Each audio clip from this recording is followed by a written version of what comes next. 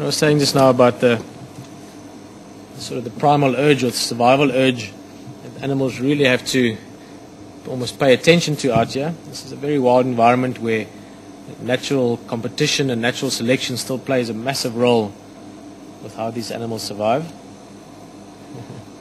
Look at his whole nose to tip there. One of the things that these males have got going for them at the moment is all those cubs. I just checked with Chris again. They've seen those cubs recently this morning further north in an area that we can't actually go into. But they're still all there, still all 9 alive and kicking.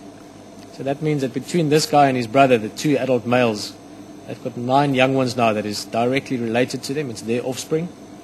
But it also means that they've got to secure this area for at least another 18 to 24 months. So for another 2 years, they've got to keep this area safe for the females to raise the young in and keep other dominant males out, or keep other potential males out of the area. Reason being is if other males came in now, let's say another coalition of 2 or 3 males came in, and they managed to either kick out these males or injure them enough that they have to leave or even kill them, which often happens on territory takeovers. Not only would they take over the pride in the area, but they would also kill those offspring. It's something that happens quite often with lions, infanticide, is that big males, when they take over a new pride, they'll kill all the young ones. There's a logical reason for it, basically just to bring the females back into estrus so that the new males can immediately get their own offspring, or if not immediately, within about 3 to 5 months. Gestation's about 3.5 months for a lion. So these lions really have to be on top of their game for at least another 2 years. Then they know that they've sent 9 or so genetically related lions into the wild themselves. So then they've successfully procreated. That's a bit of a long explanation. I hope it wasn't too clumsy. I hope you understood what I meant with it. But essentially these lions, their very genetic survival for these 2 males, him and his brother, is dependent on them being dominant for at least another 2 years.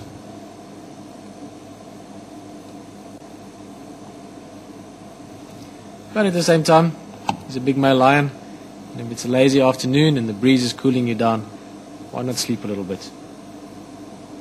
It feels good.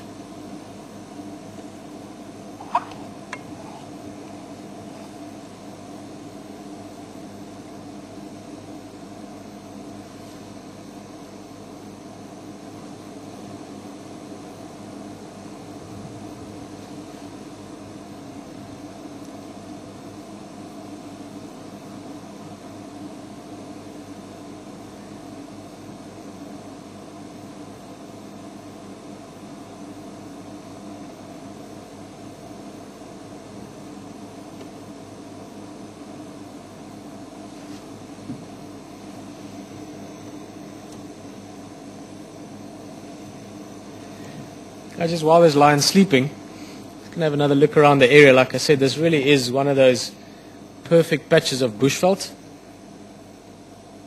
Just showing you what the sort of general area that we operate looks in. Just beautiful grassland, mixed savanna bushveld. Lots of acacias around. It's still quite bright. Rob's going to dim it down for you a little bit, but show you the early part of the sunset that's developing. Should be a beautiful sunset right from where we're sitting here. You can see 2 stunning big trees in the foreground there on the right hand side, big knob thorns, pretty much leafless at the moment. The sun, even though it's low in the horizon, is still warm. But it's just starting to cool down more and more now. You can see the colors are changing a little bit. The sun's rays have got to break through more atmosphere, more dust, more low level stuff on the surface of the earth between us and the sun. So all of those things just filtering the light a little bit, making it prettier, cooling it down a little bit. And there should be a stunning sunset from where we're sitting. If the lion decides to stay here all the way till sunset, we'll enjoy it from here. If he gets up and moves, we're going to stick with him and see what he gets up to early evening.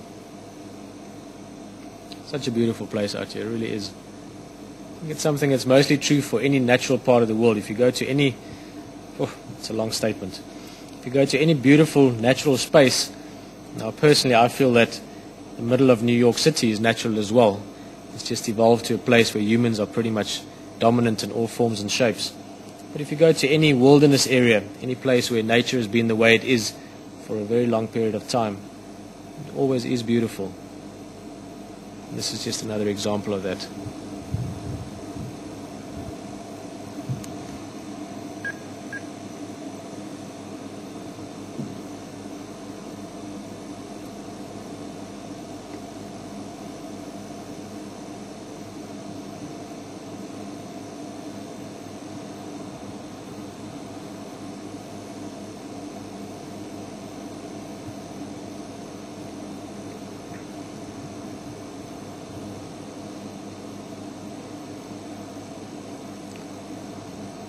amazing how the world works.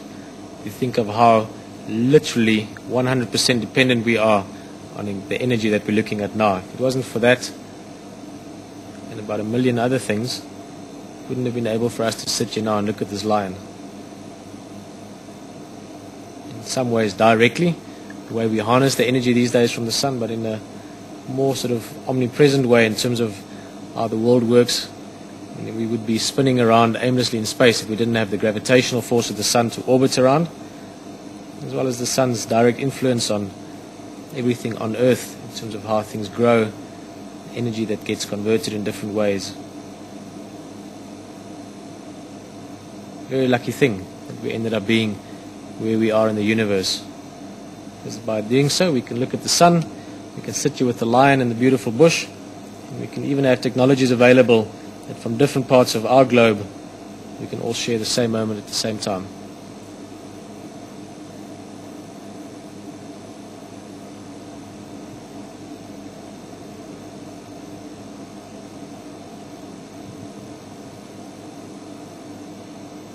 That can be incredibly complicated or incredibly simple, depending how you look at it. It's a pretty incredible thing, this being alive. Well, this lion is still very much what we call flat cat out here. It's not doing anything at all. His tail hasn't even twitched while we looked at the sun. What a setting, just look at that.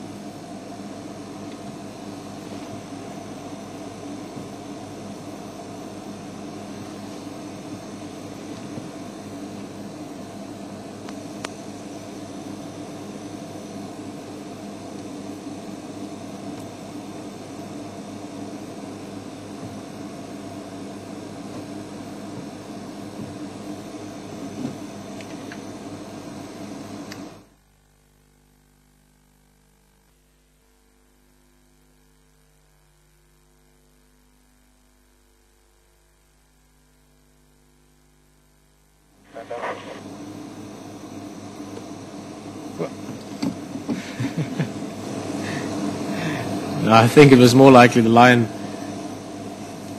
probably twitched his tail and heard the grass move or something. It's one of those things that you see it every now and again. Just thought he heard something, but then realized it wasn't anything. Or maybe just a dream. Same as cats and dogs. Maybe he was just dreaming about a nasty old buffalo come charging out of a thick bush.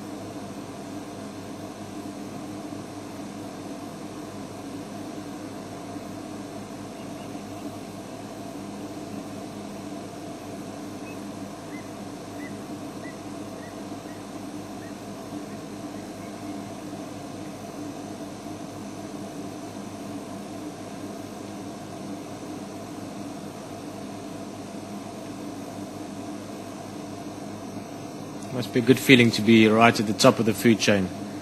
Be able to just stretch out and take a nap sort of wherever you want.